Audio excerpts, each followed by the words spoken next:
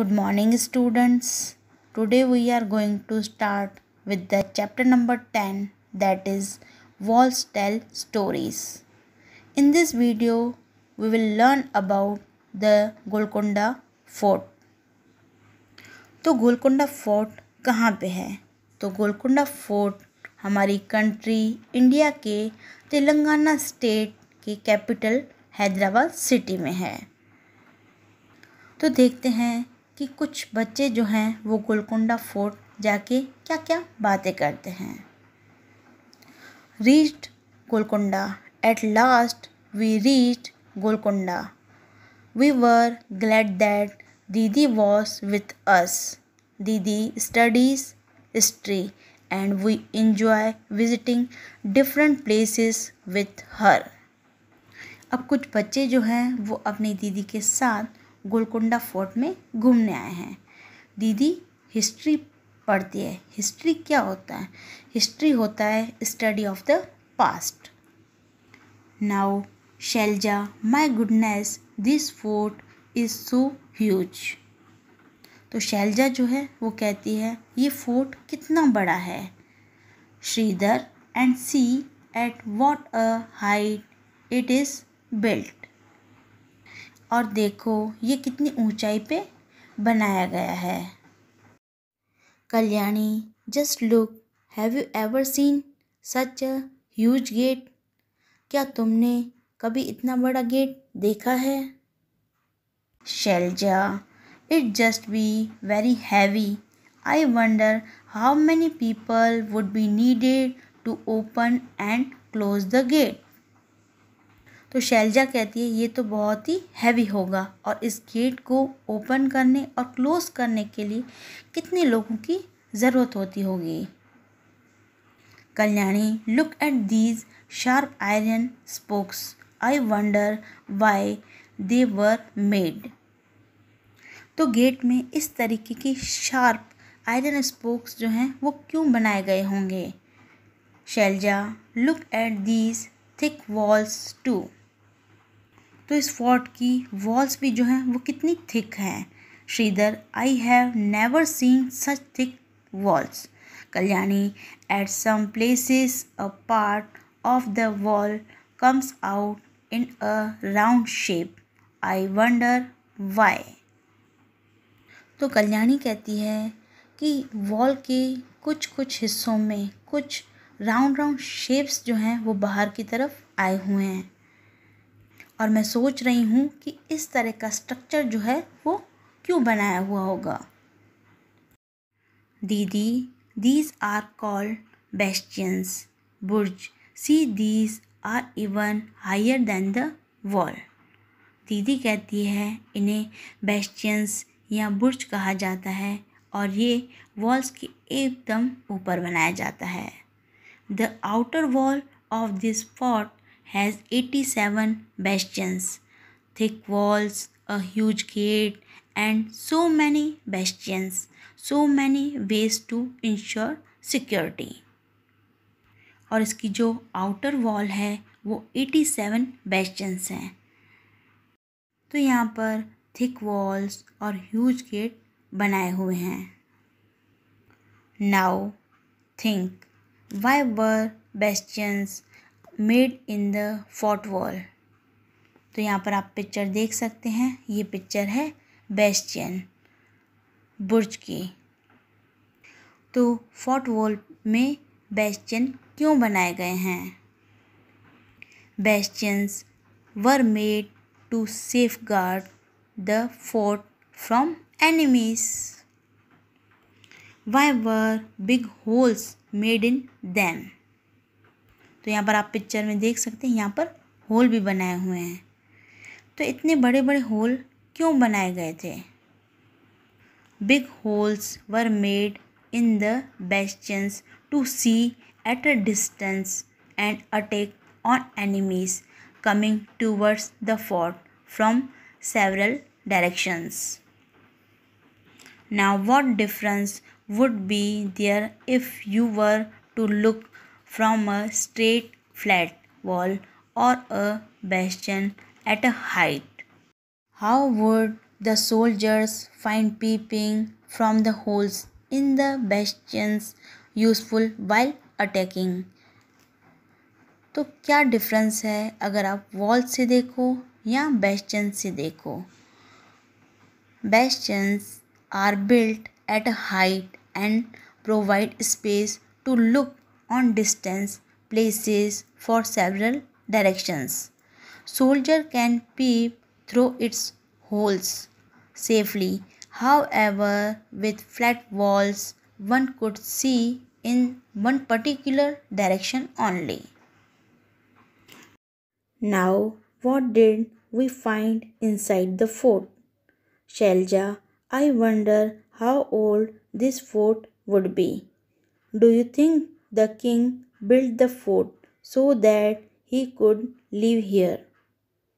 तो शैलजा कहती है, मैं सोचती हूँ कि ये फोर्ट कितना ओल्ड होगा.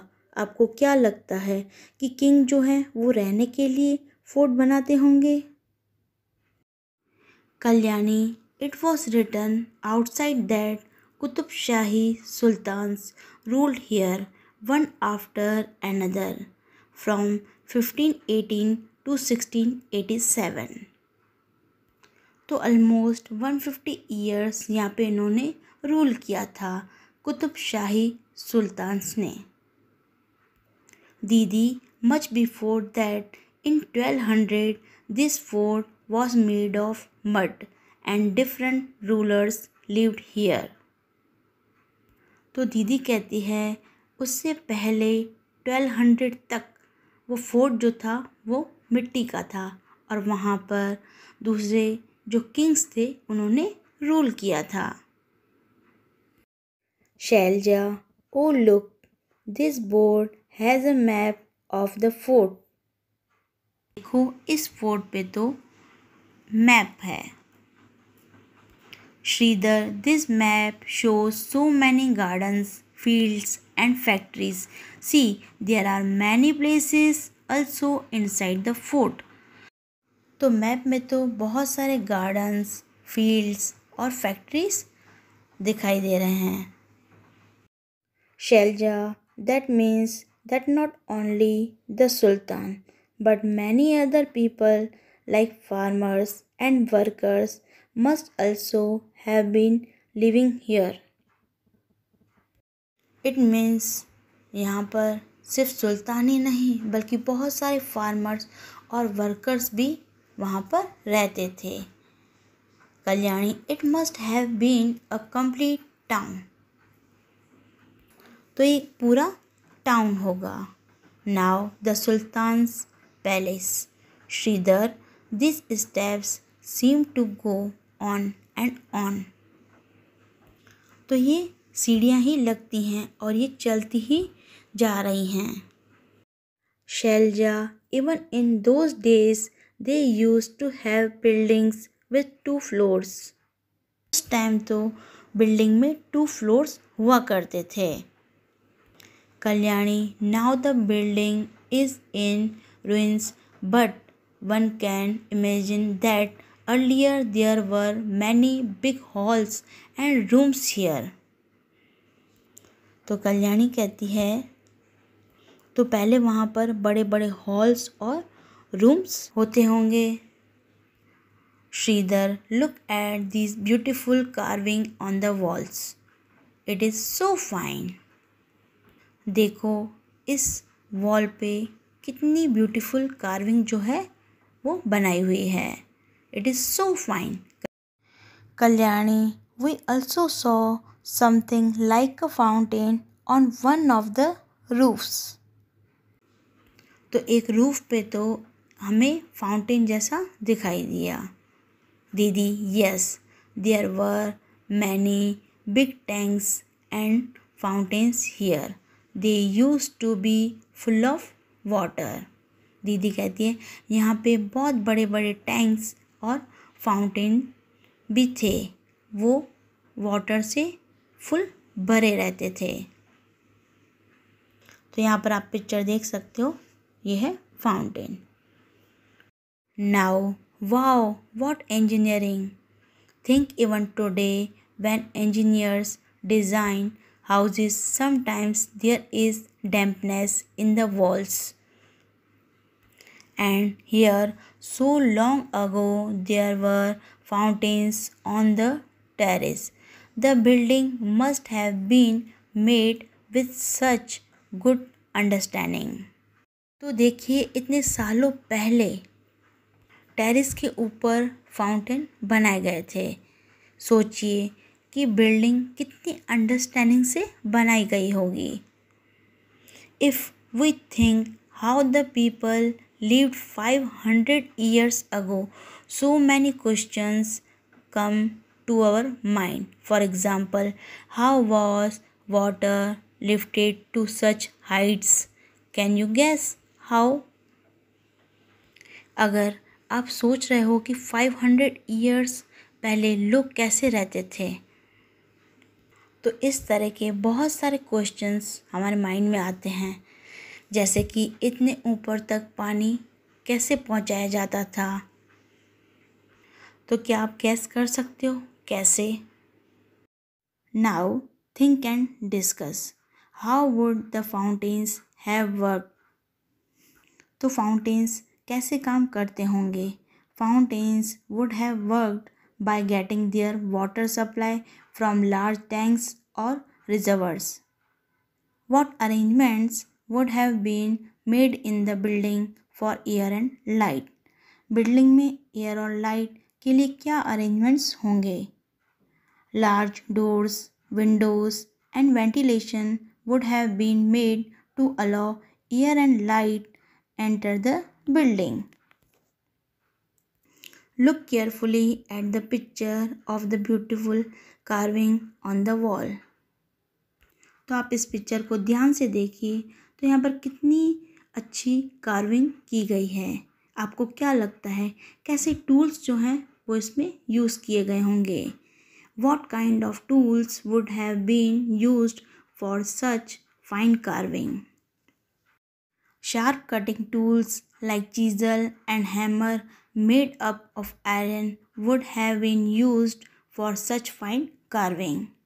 Now, we still do not have any electricity at many places in our country, even at places which do have electricity. Imagine what would happen if there was no electricity for 1 week. What are the things that would be difficult to manage without it? तो आजकल भी ऐसी कई countries हैं जहाँ पे electricity नहीं है। इमेजिन कीजिए कि 1 वीक तक इलेक्ट्रिसिटी ना हो तो कौन कौन सी चीज़ें होंगी जो बहुत ही मुश्किल होंगी मैनेज करना इलेक्ट्रिसिटी के बिना। If there were no electricity for 1 week, most of our daily activities would get hampered. There will be no water, TV and computers will not work, phones will stop working, internet connectivity will go off, no lights, no fans and coolers. Thus, it will lead to a completely drastic situation. Okay, students, further we will continue in next video. Thank you.